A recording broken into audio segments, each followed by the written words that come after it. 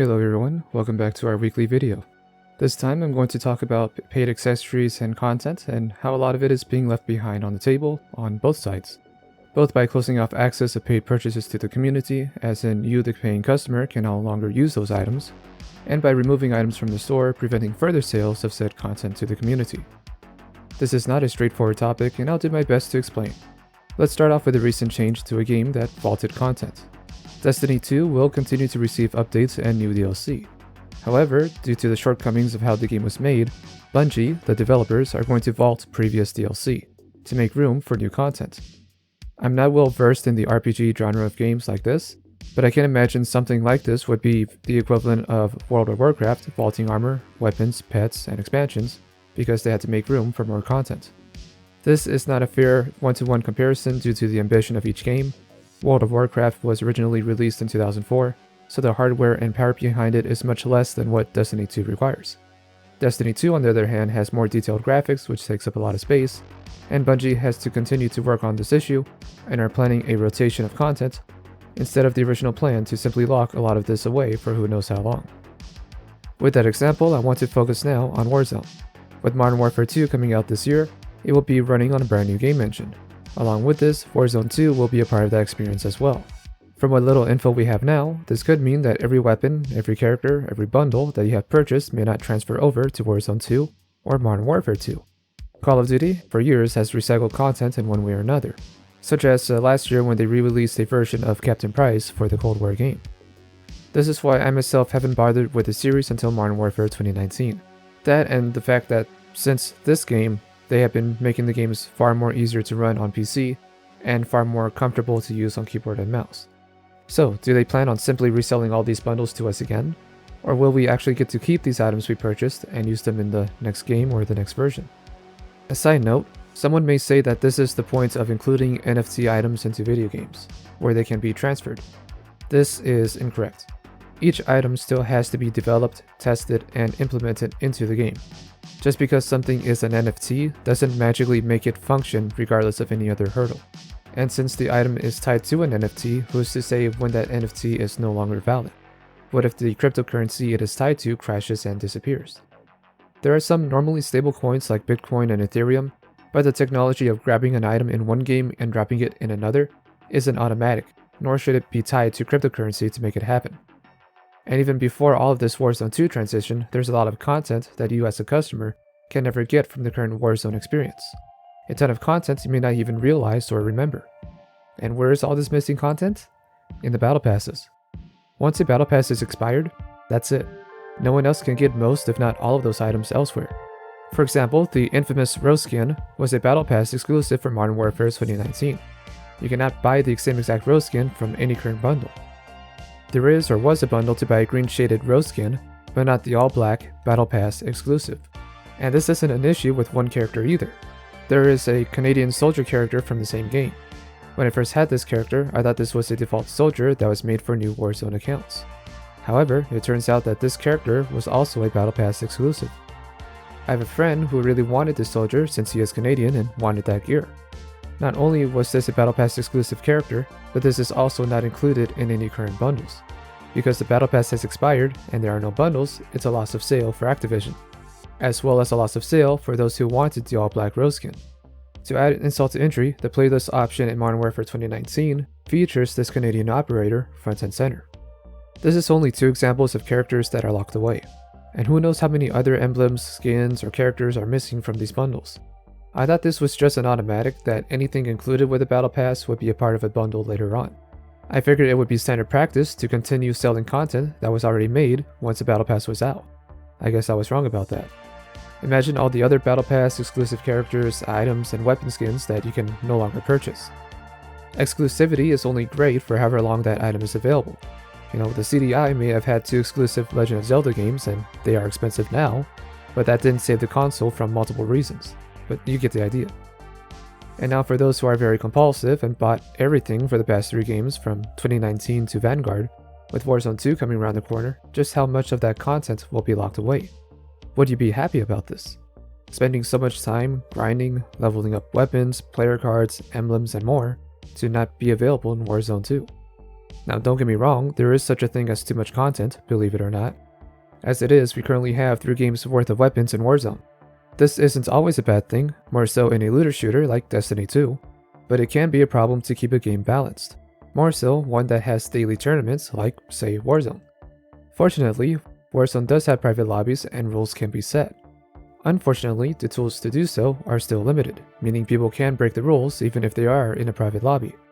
There is no reason for cosmetics and characters to not transition over, or even have some of them available as freebies, like the Canadian Operator and other characters from expired battle passes that seem to have been forgotten. Yes, it probably would take some work to bring some of those items over to Warzone 2, but it's not like they haven't done this before. They had to do this already for free for the weapons and animations that was used in Cold War to be dropped into Warzone. I'm not asking for everything to be transitioned over, but again, there shouldn't be any issue with bringing over items like emblems and calling cards and things of that nature, as a token of showing just how long you've been playing those games. So, should this happen free of charge as a thank you to the community for spending money on this game month after month, year after year, or force a transfer fee to migrate all of these items over, or just not do it at all? Although this next point doesn't fit exactly with the main topic of the video, I still wanted to bring up this next part, which is that these games don't work the exact same way as they did at launch. Warzone at launch is very different from the Warzone we have now. I think it would be neat to have if we had limited time modes and a setting in private lobbies to choose which season meta we wanted. So say if you wanted to revisit the Kilo Grau meta, we can't really do that today.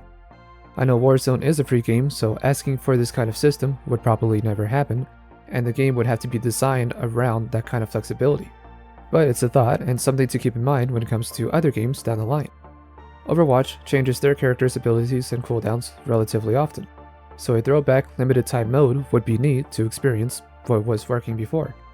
Have players re-experience an older form of Overwatch or any other game. When a service game like Warzone or Overwatch or Rainbow Six Siege are updated, it is usually for the better. However, there are a dozen of changes that go into effect at the same time. So we don't get to truly experience how a certain hero or weapon would have worked if that had stayed the same and everything else had changed. Of course, there has to be a lot of changes during a large patch. There isn't really a good reason to work on small patches that barely affect the game. You could even argue that unlimited time mode should be available with the new patch that omits this update. Just in case a weapon or character ends up being too powerful and breaks the game. Something that's almost been a guarantee with Warzone up until a few months ago. Part of it is preservation of each stage of the game, but also part of it is so players can revisit an experience that they've paid for before. Some people did buy a bundle or blueprint because of the advantages it had for being broken outside of the cosmetic. Some did buy the weapon skin because it was for a meta weapon.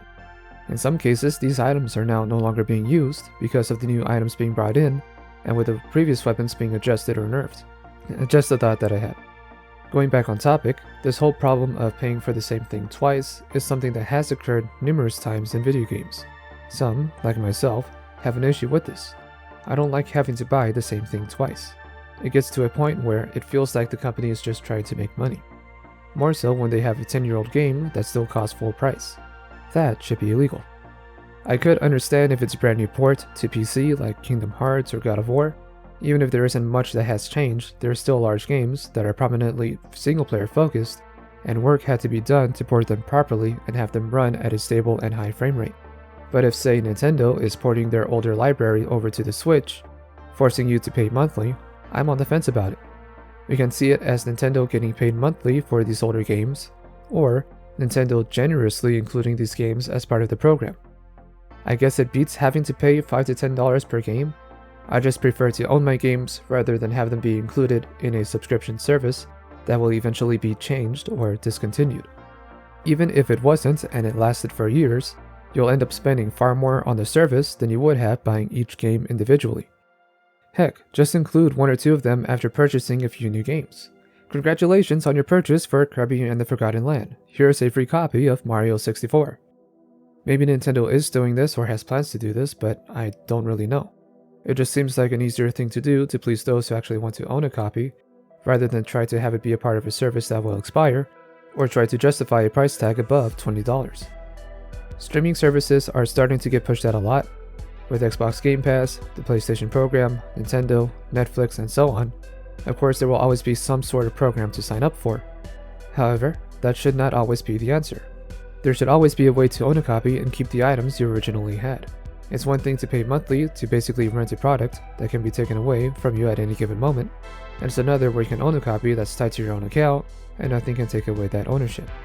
And going back to the Warzone 2, it's not that Warzone 2 is going to be overriding Warzone 1, both will exist from what we know so far, but a lot of people are going to be transitioning over to Warzone 2 and will not come back to Warzone 1, and all the content that they've been paying for the past 3 years may not even be available in Warzone 2, and I just personally don't think that is fair.